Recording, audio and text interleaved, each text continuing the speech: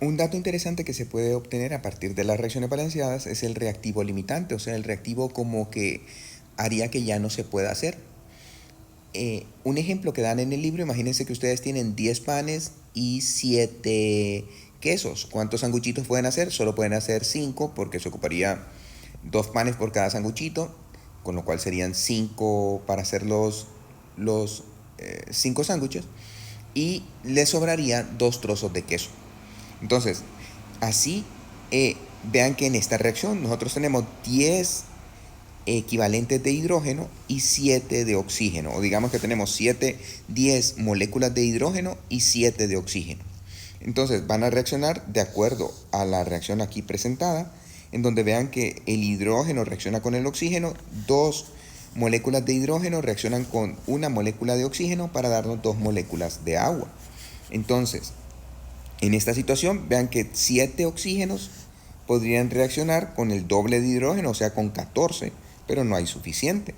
10 hidrógenos pueden reaccionar con la mitad de oxígeno, con 5 que sí hay suficiente. Entonces, ¿cuál es el reactivo limitante? El que va a quedar completamente consumido, el hidrógeno.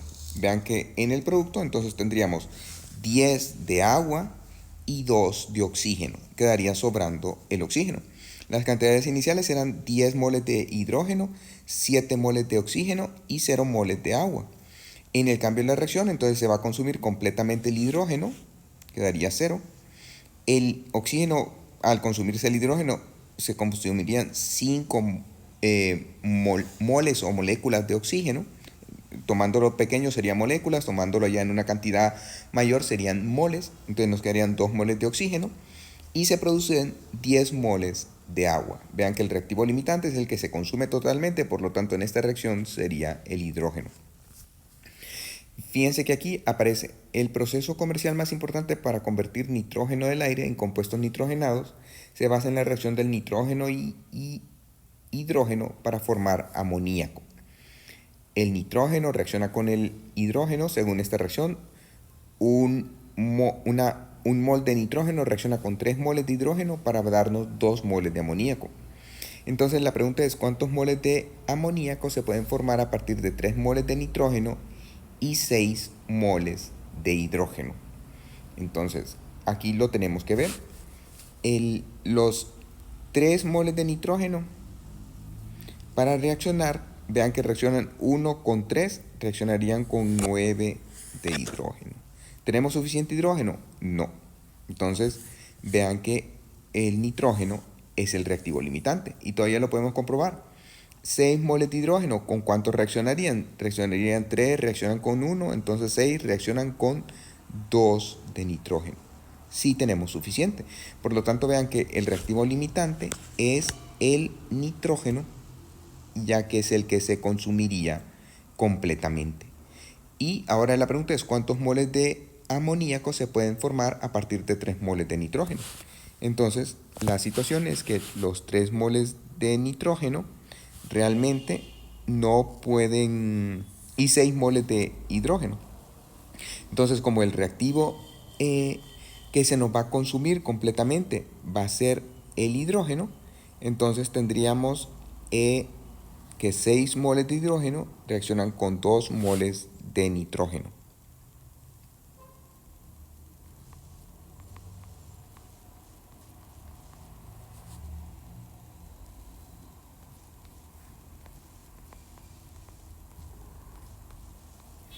Para producirnos, vean que aquí mantenemos la relación que es de 3 a 1, o sea que los moles de hidrógeno son 3 veces superiores a los de nitrógeno, y nos quedaría que se nos produce 4 moles de amoníaco.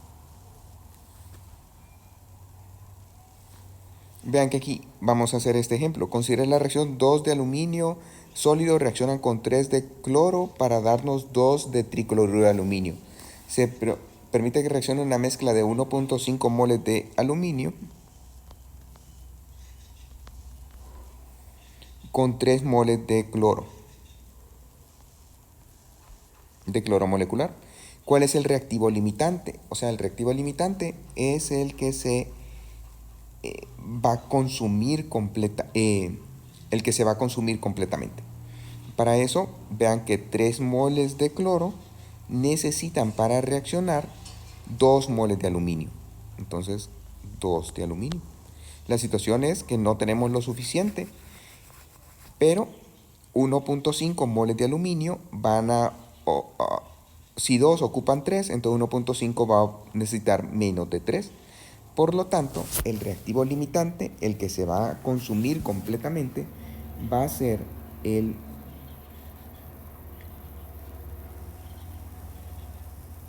aluminio. ¿Cuánto vamos a tener? ¿Cuántos moles de aluminio se forman? Entonces tendríamos que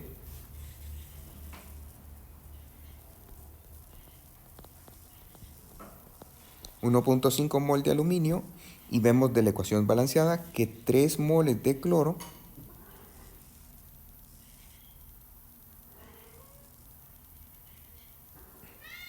nos dicen que de tricloruro de aluminio, entonces no es con 3, sino que 2 moles de cloruro de aluminio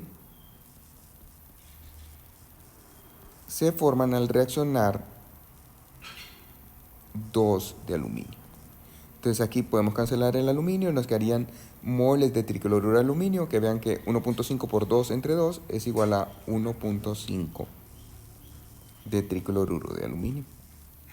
¿Cuántos moles de reactivo en exceso quedan al terminar la reacción? Entonces, el aluminio, como era 1.5, se consume totalmente. ¿Cuántos de cloro van a reaccionar? Entonces, ese es otro cálculo que tenemos que hacer.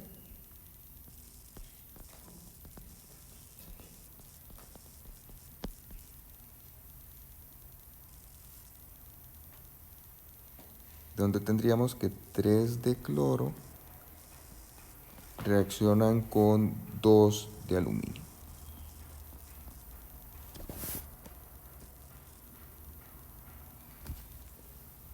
Y entonces sería 1.5 por 3 es 4.5, entre 2 es 2.25.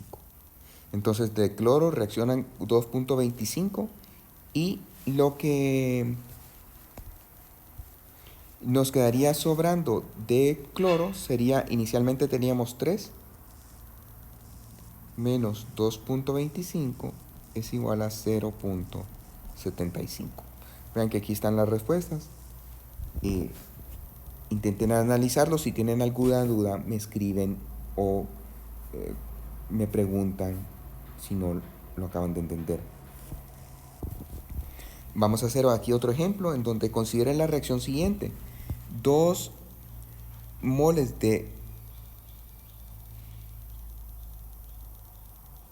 fosfato de sodio acuoso reaccionan con 3 moles de nitrato de bario para formarnos difosfato de bario y 6 moles de nitrato de sodio.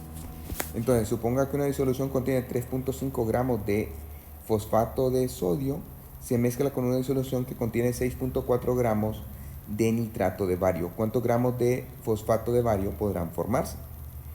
Como en todas estas situaciones, vean que tenemos que la relación estoicométrica es que 2 moles, nos preguntan que si se tienen 3.5 gramos de nitrato de fosfato de sodio que contiene nitrato de bario, ¿cuántos gramos de fosfato de bario podrán formarse?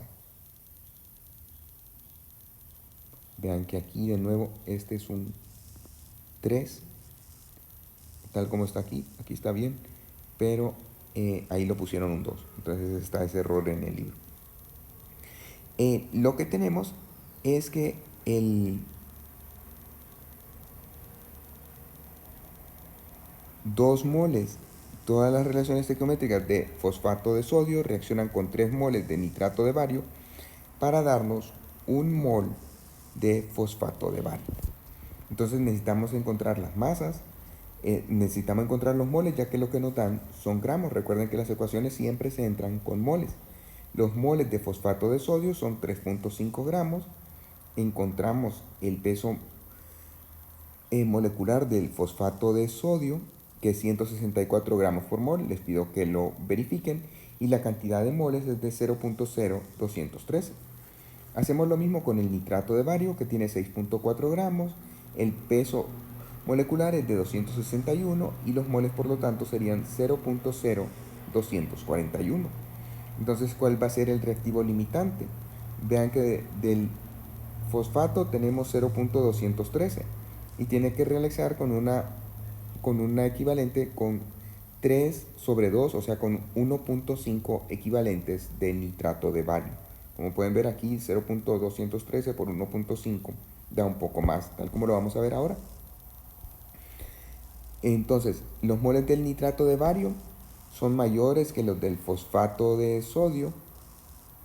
Sin embargo, los coeficientes de la ecuación balanceada indican que la reacción requiere 3 mol de nitrato de bario por cada 2. Es decir, se requieren 1.5 veces moles de nitrato de bario con respecto al fosfato de sodio. Por tanto, no hay suficiente nitrato de bario para consumir totalmente el fosfato de sodio. Esto implica que el nitrato de bario es el reactivo limitante, por lo tanto usamos la cantidad de nitrato de bario para calcular la cantidad de productos que se forman. Siempre con el reactivo limitante es con el que se puede obtener la mayor cantidad de producto y con el que se puede obtener los cálculos correctos. Entonces, la cantidad de nitrato de bario, los moles, 0.245 moles de nitrato de bario, reaccionan según la ecuación balanceada de esta forma. Por 3 moles de nitrato de bario se produce 1 mol de fosfato de bario y luego los moles de fosfato de bario, vean que aquí ya nos quedarían moles de fosfato de bario, los convertimos en gramos. 1 mol de fosfato de bario pesa 602 gramos. Entonces la cantidad es de 4.92 gramos de fosfato de bario. Aquí vean que les pido que hagan este problema también estudiándolo detenidamente. Y para finalizar el estudio de este tema, vamos a ver el rendimiento teórico. El rendimiento teórico es lo que realmente obtenemos entre lo que podíamos predecir que se iba a formar. Entonces, vean que este compuesto, el ácido adípico, H2, CH6, H8O4, es un material empleado en la producción del nylon. Se fabrica comercialmente por una reacción controlada entre ciclohexano y oxígeno. De esta forma, 2 moles de ciclohexano reaccionan con 5 moles de oxígeno para darnos 2 moles de ácido adípico y 2 moles de agua. Entonces, supongo que se efectúa esta reacción partiendo de 25 gramos de ciclohexano y que este es el reactivo limitante. Calcule cuánto es lo que deberíamos de haber obtenido de ácido adípico. Y si se obtiene 33.5 gramos de ácido adípico, en la reacción calcule el porcentaje del rendimiento del ácido adípico. Para esto, entonces tenemos que ver que, de nuevo, con los ciclohexanos podemos encontrar los moles de ciclohexano, irnos a la reacción balanceada y encontrar con esos moles de ciclohexano cuántos moles de ácido adípico se forman, y una vez que tenemos los moles, encontramos los gramos de ácido adípico, que sería el rendimiento teórico. Entonces vean que los gramos del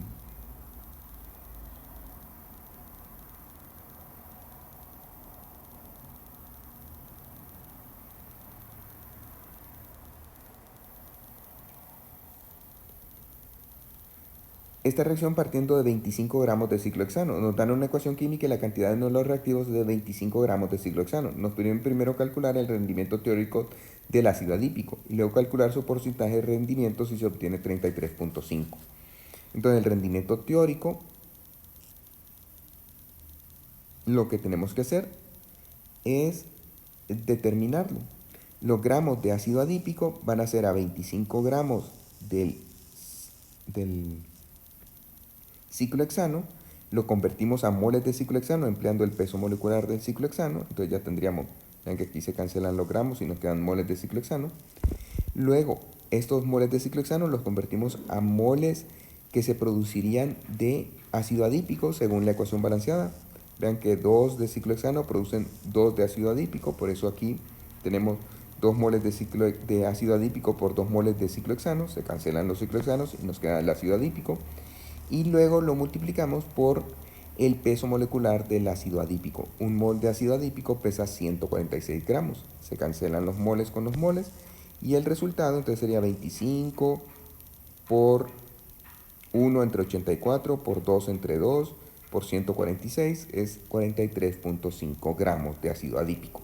Y para calcular el rendimiento sería la cantidad que obtuvimos entre lo que es el rendimiento teórico, 33.5 entre 43.5 por 100, el 77%. De nuevo les pido que realicen este problema. Vean que les estaré subiendo los problemas a resolver mañana para que los seleccionen y los deben de subir al grupo para el lunes. Entonces estén siempre atentos para los problemas que les voy a dejar.